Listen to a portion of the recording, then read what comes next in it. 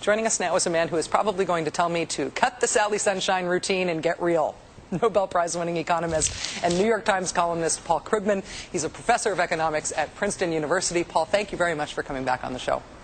Well, hi. Good to be on. Are you here to kill Sally Sunshine? Are you here to tell me that people feeling better doesn't really matter? Yeah, basically. I mean, what are you going to say? It's not. Look, the trouble is, better to have people slightly optimistic. Sheer panic is not good for anything. But the fact of the matter is, we have some real problems that are not going to go away through self-fulfilling optimism. One of the little things that's been reported now is the IMF has now, International Monetary Fund has upped its estimate of losses on bad loans to $4 trillion. That not so long ago, $1 trillion was considered an exorbitant estimate. So the problem is that there's a lot of real underlying mistakes that were made that have landed us in this mess. And the public's optimism is good. People believe that Obama is likely to do the right thing. That's all good, but it's not enough. Let me ask you about one other thing that looks from a distance like a silver lining that maybe isn't.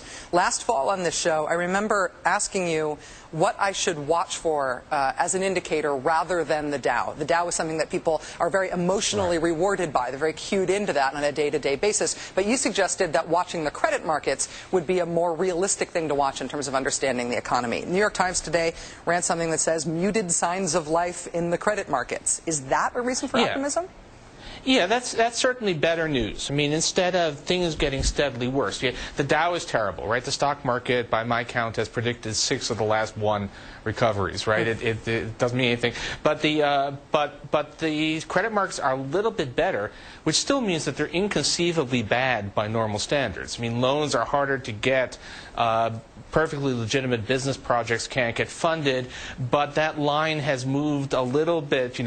We're dropping the overflow pressure or whatever is dropping a little bit. So that's good. That's real progress. Some things are improving, or maybe the right way to say it is that things are getting worse more slowly, which is a good thing. You described, though, that essentially the main problem here is that we did some things really wrong. We made huge errors. And part of what has to happen now is that we not only need to recover, but we need to put things back together in a way that rights those wrongs. What do you think the priorities should be policy-wise for the administration in fixing stuff that's really wrong? I think that we really need to completely overhaul the way we regulate the financial system. I mean, one of the things, we could snatch defeat from the jaws of victory here. If we get an economic recovery, but we don't actually fix that system, then the same thing's going to happen to us. We spent the last 20 years lurching from bubble to bubble, basically is the description. And if we don't fix it, then that'll happen all over again. So we need to really tighten the regulation. You have to make sure that people who lend money have to keep some stake in the loan so they don't sell off the whole thing and then forget about it. The excesses that got us to this point are ready to do it to us again, even if we get out of this current trap. Do you feel like what's being put together thus far by Treasury Secretary Geithner and by Larry Summers and others doesn't take an antagonistic enough approach toward regulations, but also doesn't set up the incentives correctly?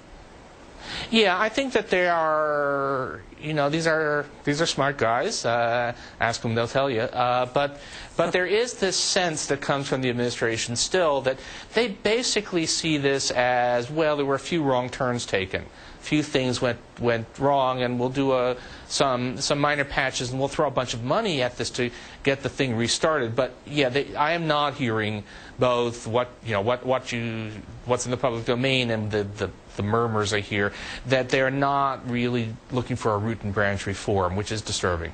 We've heard now that they're not planning, the Treasury Department is delaying the release of the results of the stress tests for the banks. Do you know why that might be, and do you have an opinion on that?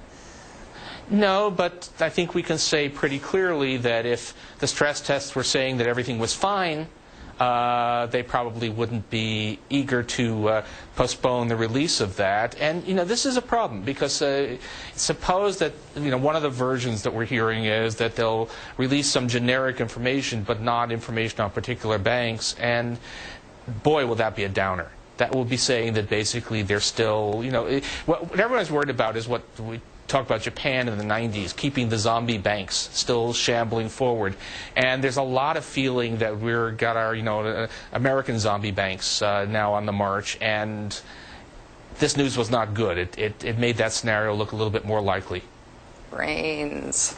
Sorry. Yes. No, it's. I mean, what can you say? There's a lot of Night of the Living Dead in the way we all talk about the economy these days. Yeah. Wow. Not heartening, but it's good to know. Paul Krugman, Nobel Prize-winning economist, New York Times columnist. Thank you for your time tonight. It's always great to have you on the show. Good to be on.